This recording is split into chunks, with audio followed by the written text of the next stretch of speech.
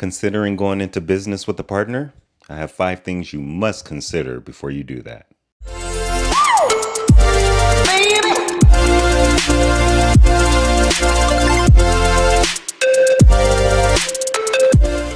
Hey YouTube, this is LaShawn Wiley with the Science of Managing, and during this video, I will give you 5 things to consider before going into business with a partner, before taking on a partnership, okay?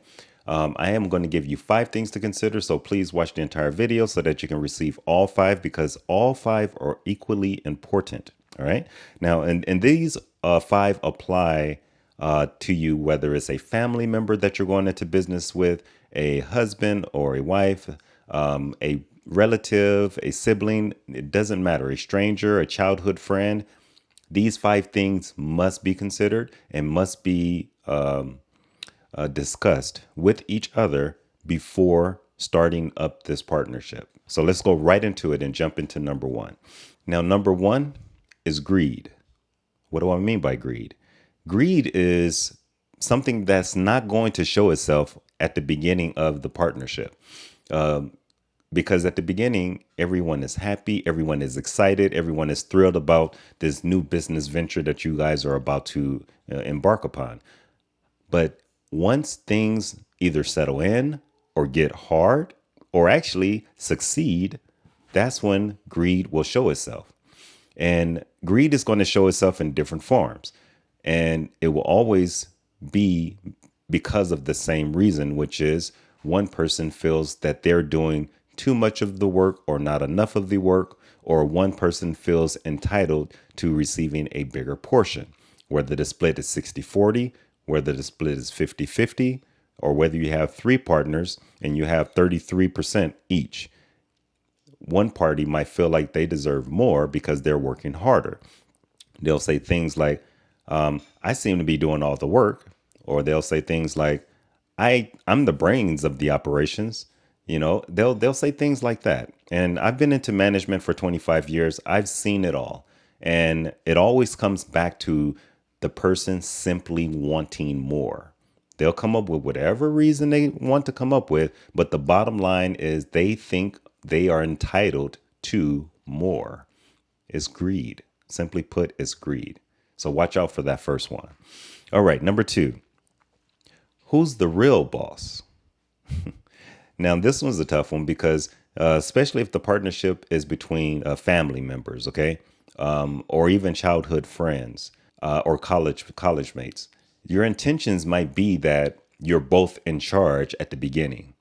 You both may have a 50-50 stake, or maybe there's a 60-40 stake, but you think that you both have an equal voice. It doesn't matter if the split is 50-50.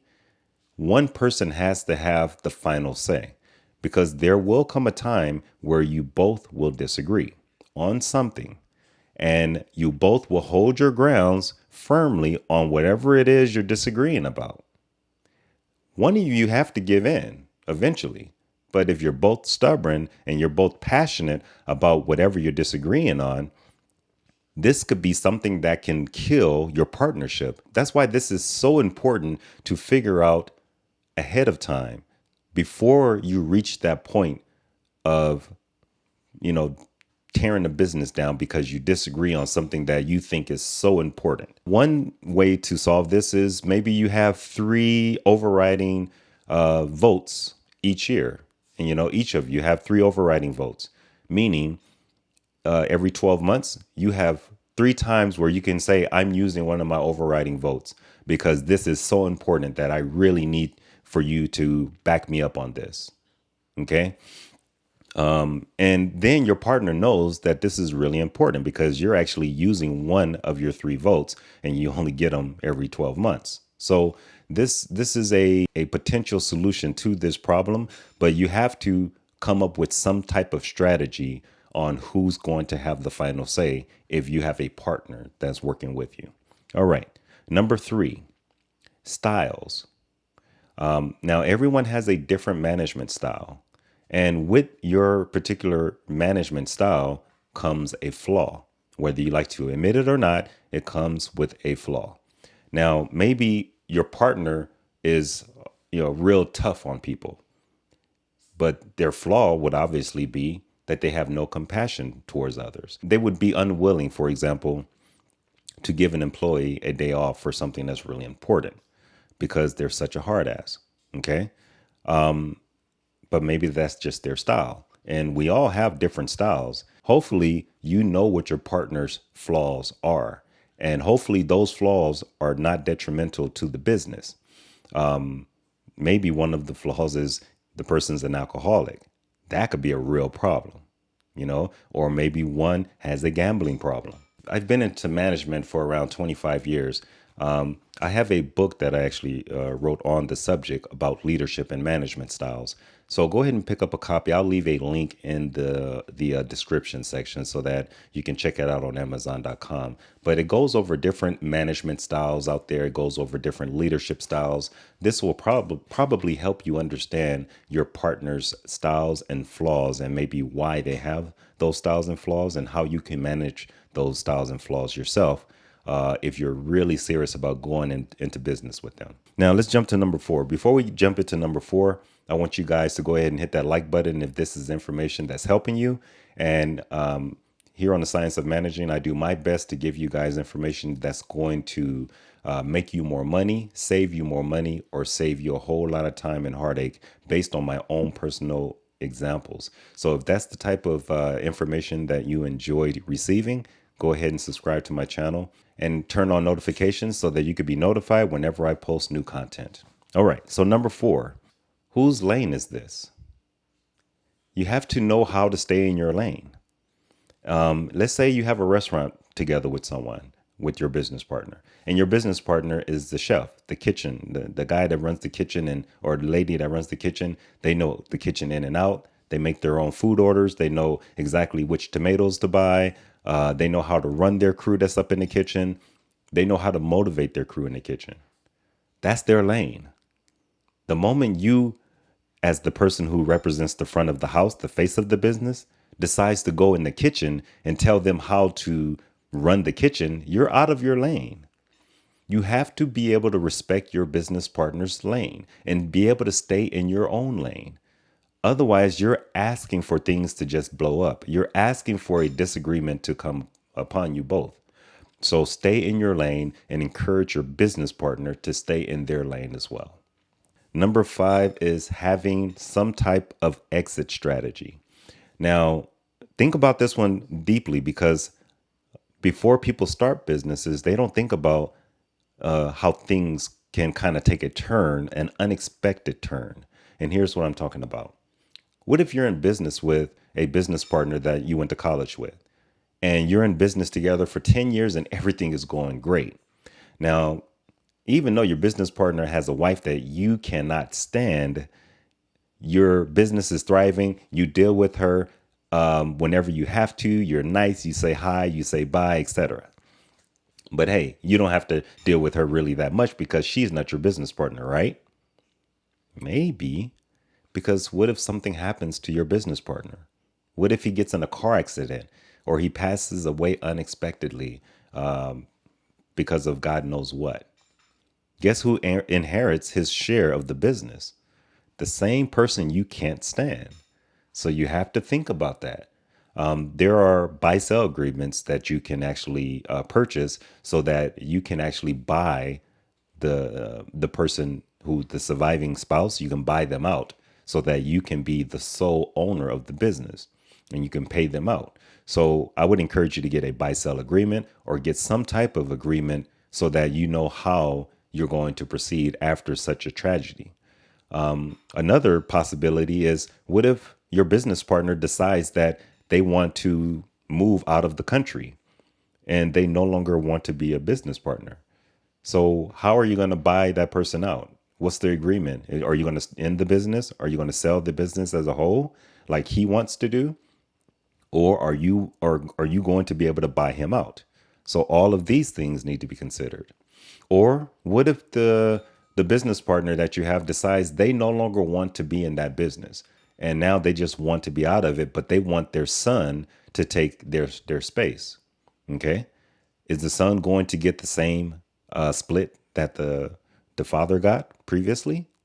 You have to think about all of these things. Are you even going to allow the son to come in and interrupt the business, and you have to train this son or bring that son up to speed? You know, you have to think about all of those different possibilities. So come up with some exit strategies. A buy sell agreement is something I think would definitely have to be in place. But think about how you can get out of the business if you had to sell the business, what the split will be, what's going to happen with the furniture, what's going to happen with the equipment that's inside of the business. All of these things, the big giant refrigerator, the ice cream machine, all of these things have to be considered. Okay, so think about it. Now, I do have a bonus, and before I go over the bonus item that I want to give you guys, I want to just review what we've decided to discuss with our business partner up to this point.